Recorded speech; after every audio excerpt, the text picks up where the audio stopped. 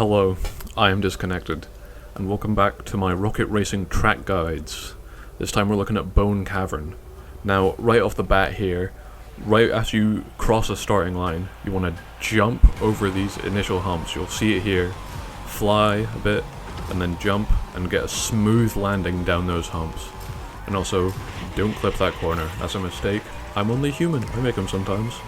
On this straight, I got a boost there, hold off on that. Flip up onto the ceiling, and then boost.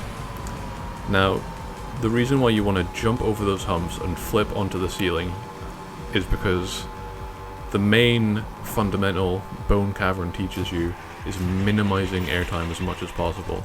We went over this in the last track guide, Day Drifting, about how a lot of these novice tracks teach you the fundamentals of how to be, good in rocket racing. With Day Drifting, it was drifting, obviously, but for this one, it's minimizing airtime as much as possible.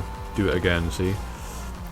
Jump over those humps, you get way less airtime than if you were to jump over them.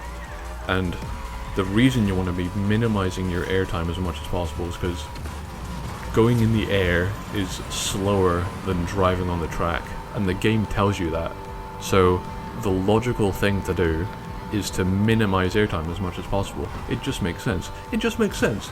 So, obviously, and in both of these tunnels, you see those ramps above the hazards. That's going to cause you to fly, and that's going to cause you to get too much airtime. So just flip onto the ceiling, and it's a smooth sail. It's just smooth sailing all around.